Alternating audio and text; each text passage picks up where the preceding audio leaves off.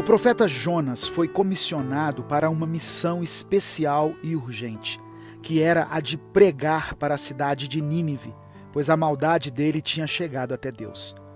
E o Senhor havia decretado uma sentença contra seus moradores. Porém, o profeta Jonas, ao invés de se dirigir para Nínive, entra em um navio e vai na direção oposta, que era a cidade de Tarsis.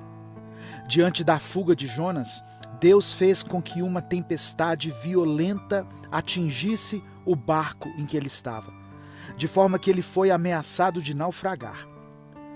O que me chama a atenção nessa história, e que hoje eu quero refletir com você, está no livro de Jonas, capítulo 1, nos versículos 5 e 6, que diz assim: Todos os marinheiros ficaram com medo, e cada um clamava ao seu próprio Deus, e atiraram as cargas ao mar, para tornar mais leve o navio. Enquanto isso, Jonas, que tinha descido para o porão e se deitado, dormia profundamente. O capitão dirigiu-se a ele e disse: Como você pode ficar aí dormindo? Levante-se e clame ao seu Deus. Talvez ele tenha piedade de nós e não morramos. No meio da tempestade, os marinheiros, que eram homens ímpios que não conheciam ao Deus verdadeiro, começaram a clamar aos seus deuses. E Jonas, que era um profeta, um homem temente ao Senhor, se escondeu no porão do navio e começou a dormir um sono profundo. Jonas simboliza o retrato de uma igreja, a quem foi dada uma missão, a de pregar o evangelho aos que morrem, mas que fugiu do seu chamado e foi em direção contrária ao que o Senhor quer. Nínive representava o lugar do desafio, mas Tarsis era uma cidade balneária, um lugar de descanso. E entre o confronto e o conforto, Jonas escolheu o lugar de conforto. E a sua desobediência fez com que as tempestades atingissem o barco onde ele estava. Quando desobedecemos ao Senhor, vamos sofrer as consequências. E aqueles que estiverem conosco também sofrerão. No meio da tempestade, no momento em que o homem de Deus deveria erguer a sua voz e clamar ao Senhor, ele dorme. Os outros, aqueles que não conheciam a Deus, começam a orar, enquanto Jonas, o profeta, cai em sono profundo. Jesus disse que se os seus discípulos se calassem, as próprias pedras clamariam. Esse é um tempo de grande dificuldade, onde temos experimentado tempestades e muitas vidas têm sido perdidas.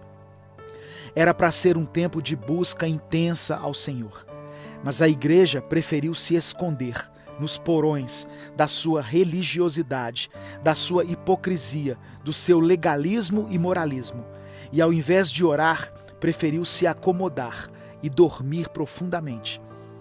Esse é um tempo em que devemos despertar. Enquanto muitas vozes têm clamado a tantos deuses, devemos erguer a nossa voz ao Deus Todo-Poderoso, que criou os céus e a terra. Onde estão as vozes proféticas dessa geração?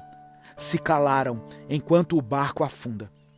Se essa palavra chegou até você, é porque o Senhor te escolheu para fazer a diferença nessa geração. A sua oração tem poder. Clame a Deus pela sua família, pela sua cidade, por essa nação, e para que Deus tenha misericórdia de todos nós e não nos deixe morrer em meio a essa tempestade. Eu quero orar por você. Senhor, te pedimos perdão porque, em meio a tantas adversidades, nós temos negligenciado o nosso chamado. Quando deveríamos ser aqueles que oram e profetizam sobre essa crise que temos atravessado, decidimos buscar o nosso próprio conforto e nos acomodamos em um lugar seguro, fugindo da nossa responsabilidade como servos de Deus. Tem misericórdia de nós, porque nos tornamos uma geração incrédula, preguiçosa e que não tem compaixão pelo perdido. Nos coloca de volta ao caminho correto. Mesmo que tenhamos que enfrentar dificuldades, mas queremos estar no centro da Tua vontade. Nós oramos e Te agradecemos, em nome de Jesus. Amém. Compartilhe essa mensagem, ela pode mudar a vida de alguém. Inscreva-se e seja membro do canal para apoiar o nosso projeto. Deus te abençoe. Eu sou o pastor Edivaldo Oliveira e esse foi mais um Minuto com Deus.